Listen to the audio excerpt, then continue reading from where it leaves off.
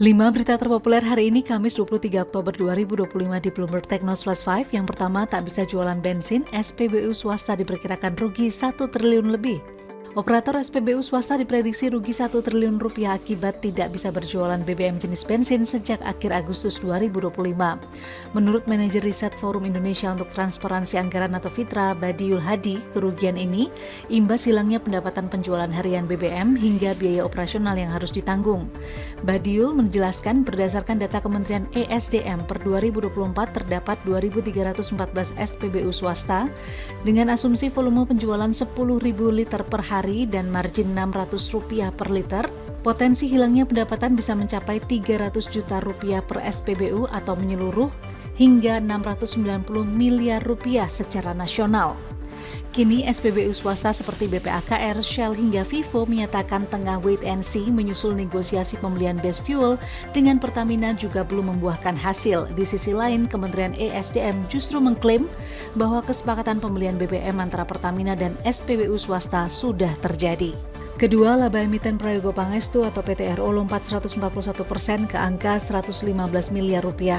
Emiten kontraktor tambang Prayogo Pangestu PT Petrosia Tbk atau PTRO mencatatkan laba bersih 6,93 juta dolar Amerika Serikat atau sekitar 115,61 miliar rupiah sepanjang Januari-September 2025, melonjak 141,88% dari periode yang sama tahun lalu.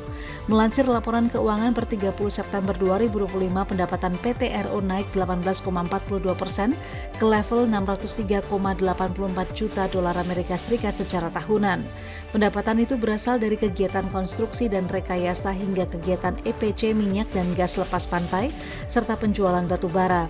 Sementara 3 pelanggan utama penyumbang lebih dari 10% terhadap total pendapatan konsolidasian perseroan, yakni BP Berau Ltd senilai 127,4 juta dolar Amerika Serikat, PT Kideko Jaya Agung sebesar 80,9 juta dolar Amerika Serikat, dan PT Freeport Indonesia senilai 52,45 juta dolar Amerika Serikat.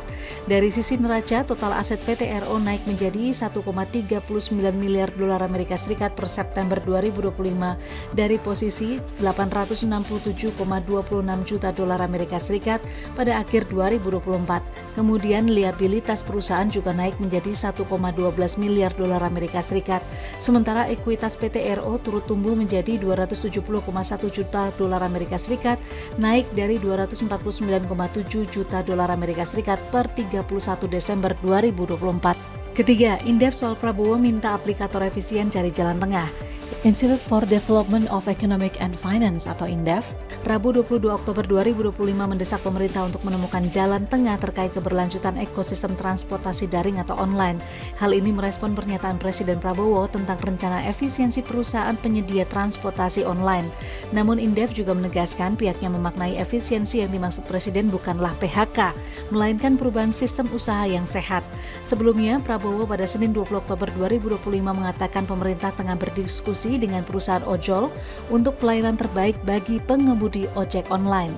Ia menyebut ada sekitar 4 juta pengemudi ojek online di 2 perusahaan terbesar penyedia transportasi daring di Indonesia, kemudian sekitar 2 juta pengusaha UMKM yang menggunakan jasa ojol sebagai sarana jual belinya, sehingga perlu dicari sistem yang baik agar menguntungkan kedua pihak. Keempat, Eropa Ukraina susun proposal 12 poin untuk akhiri perang Rusia. Negara-negara Eropa bekerja sama dengan Ukraina menyusun proposal berisi 12 poin untuk mengakhiri perang dengan Rusia. Langkah ini menjadi upaya untuk menolak tuntutan terbaru Presiden Vladimir Putin kepada Amerika Serikat agar Kiev menyerahkan wilayah sebagai imbalan perdamaian. Dalam proposal ini disebutkan setelah Rusia sepakat melakukan gencatan senjata dan menghentikan serangan, akan dilakukan pemulangan anak-anak yang dideportasi ke Ukraina serta pertukaran tawanan. Selain itu, Ukraina meminta jaminan keamanan, dana pemulihan pasca perang, dan jalur cepat menuju keanggotaan Uni Eropa. Meski demikian, dalam pembicaraan dengan Trump Kamis lalu, Putin kembali menuntut Ukraina menyerahkan seluruh wilayah Donbas di timur yang belum dikuasai Rusia sepenuhnya.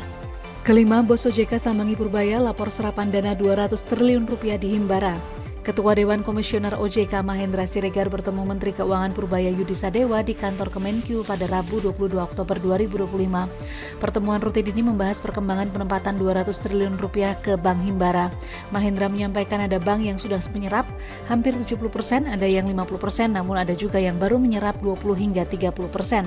Dalam kesempatan tersebut, Mahendra melaporkan bahwa terdapat sejumlah rekening pemerintah yang masih meminta suku bunga khusus atau special rate di luar ketentuan 4% bunga pemerintah. Lebih lanjut, Mahendra juga menyoroti hasil evaluasi atas implementasi Peraturan Pemerintah Nomor 47 Tahun 2024 tentang penghapusan tagih utang UMKM yang masa berlakunya berakhir Mei lalu yang realisasinya masih minim. Dari total 103.000 pemohon, sekitar 3.000 diantaranya diduga terkait dengan catatan Sistem Layanan Informasi Keuangan atau SLIK. Itu dia 5 berita terpopuler pilihan Bloomberg Technos hari ini. Ikuti terus update selanjutnya di www.bloombergtechnos.com.